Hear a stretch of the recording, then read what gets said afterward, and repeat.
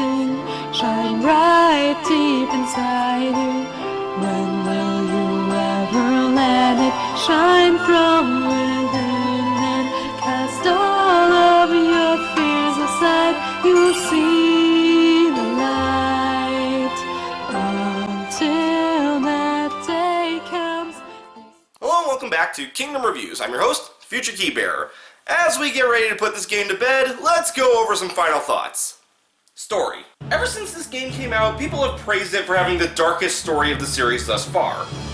I don't know about that, but it was definitely a more somber ending, with all three main characters being lost to darkness in some way. Terra was interesting for me, mainly because I thought his fall to darkness was more believable than Riku's in KH1. Where Maleficent used thinly veiled lies to trick Riku, Xehanort, with the exception of the braid thing, only ever told Terra truths.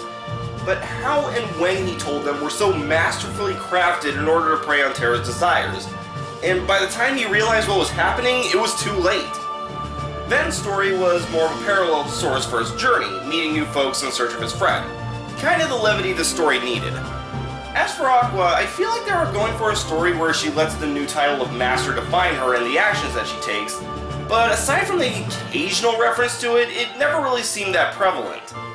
As far as splitting the three stories up, however, I'm kinda mixed. On the one hand, it makes sense for the gameplay, as the characters are almost always separated, and trying to level and find secrets will be a pain in the ass if you can only play as one character for certain segments. However, it does kind of make the stories seem less interwoven than they really are, and especially with some of the overlapping scenes between the stories, it feels much longer than it is. I like the characterizations, and I do feel the camaraderie between the three. I just don't think it's the best story of the series. Gameplay.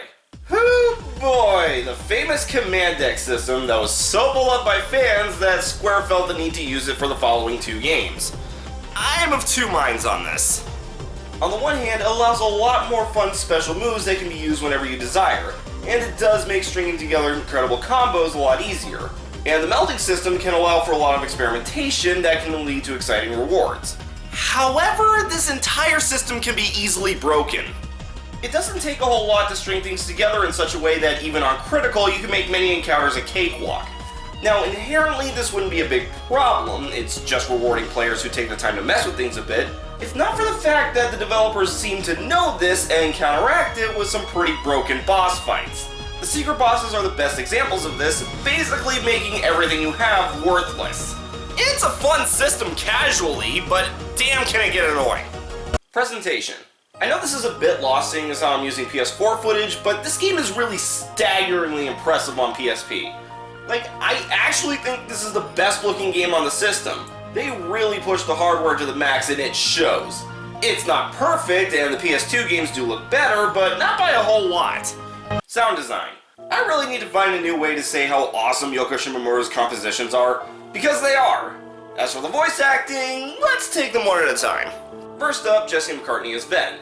A natural choice, seeing as how he looks exactly like Roxas, but doesn't sound exactly like Roxas. I really only noticed this more recently when hearing them back to back, but I can really tell the difference between the two performances. Where Roxas was a bit more somber and not as energetic, Ven was more peppy and excited by things, not unlike Sora. Speaking of, Haley Joel Osment as Vanitas. Talk about a 180-degree turn. Largely the same voice, but with a more villainous tone that he is clearly having a ball with. Then we got Jason Dohring as Terra. I've heard people complain that his performance was too monotone and emotionless. To which I argue, that's the point! Terra is the kind of person who keeps his emotions bottled up, never wanting to show any weakness. But in the scenes where the walls he built start to come down, Dohring's performance is actually pretty great in my opinion. Honestly, I'm surprised people don't make that criticism for Willa Holland as Aqua. While her voice is great for the character, I feel like most of her lines just come off as flat. Maybe you could argue that, like Terra, those are the moments she's putting on a front, and I could believe that in the few moments where she acts like a master, but that doesn't happen often enough to make me think that that's the case. She seems like she's supposed to be a bit more open than Terra, but it's just not showing as much emotion. And we got the sci-fi masters, Mark Hamill and Leonard Nimoy as Ericus and Xehanort respectively.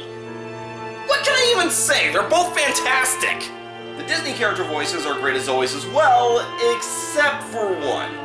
Brett Irwin as Mickey. This was the guy's debut as the mouse, and to me it really feels like while he's got the voice down, he wasn't quite good at acting with it yet.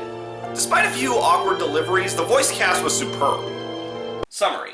Overall, while Birth by Sleep isn't exactly my favorite entry in the series, it still has some fun gameplay and a pretty engaging story. And arguably, it set the stage for things to get really complicated. For better or worse. Well, that's it for this episode. Tune in next time as we look at some trivia.